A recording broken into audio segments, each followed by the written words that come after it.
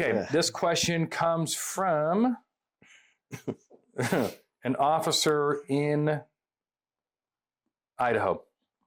Okay, so I routinely make passenger side approaches on traffic stops, and a lot of semis, he might be like a commercial enforcement guy, have manual crank windows.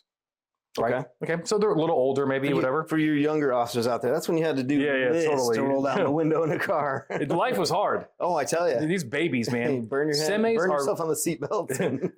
Totally. Semis are also very high and impossible to see into unless the door is open, or you stand on the side and you put your head in front of the window.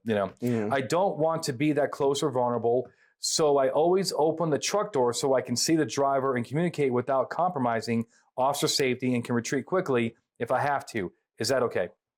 I've never pulled over a semi. I'm guessing you have. I was a trucker fucker. I think that's the professional terminology for that there, right? That's what the feds call it. But it seems like, everything he's doing here is, if you step back and look at the reasonableness of why he's doing it, there's not to gather evidence or information in there. He's worried about safety.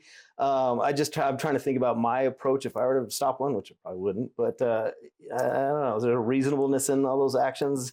So I think the answer is yes, it is reasonable. But because the officer is going to testify, well, look, okay, back up though. Let's make sure that we are at least give an opportunity for the driver to do what he's supposed to do. But I don't want to go out there and say, okay, right, just popping doors on Your Honor, if I pull over a semi-truck, I'm popping doors. I can pop a door, No. It's under these circumstances, semi-trucks are long. When I went up, it's an older semi-truck. In my experience, these are one of those roll-up window things, and such as a big cab, I'm not going to do a driver's side approach because it's too close to the travel lane, and I can't retreat. I can't get behind anything if something bad happens. So I do a passenger side approach. By the time I got up to there, this old vehicle, windows not down, my alternative is, safety-wise, is to open up the door. But you've worked through You work your way through it. Yeah. We do have similar cases where officers are opening doors because they cannot see inside of a car, and the guy will not roll down the window. We have officer safety cases like that the court upheld, but they had a reason. Right, but don't just throw the blanket for officer safety on it. Articulate reasons that it's unsafe, and is there anything else you could do to make it safer before you move forward? And then the court may ask you, if you were so concerned about your safety, why not just call them out? But again, a semi-truck is hard to do that. True. You're going to do it from 80 feet away, driver, it's just, I think it's reasonable. It'd actually be the easiest way to handle this, frankly, would be if stop messing with semis. And stop messing with semis. I mean, stop messing with Mayor's Commerce. Did you have your tread depth meter reading? Yeah, I had a penny. Actually, pennies don't work on semi trucks, but you have like a silver dollar.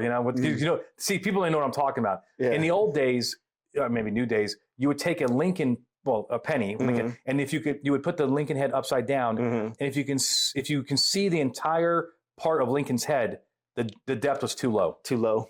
Did you ever heard this or no? I knew I knew you could use a coin to measure it. I didn't know what the demarcation line was on it. See, you were like a high-speed narcotic officer, but when you hear me talk, you're like, God damn, this guy's hot shit, huh? That's hot shit. You're kind of impressed, aren't you? Very much so. Yeah, you thought you were the only one that was high-speed, low drag around here.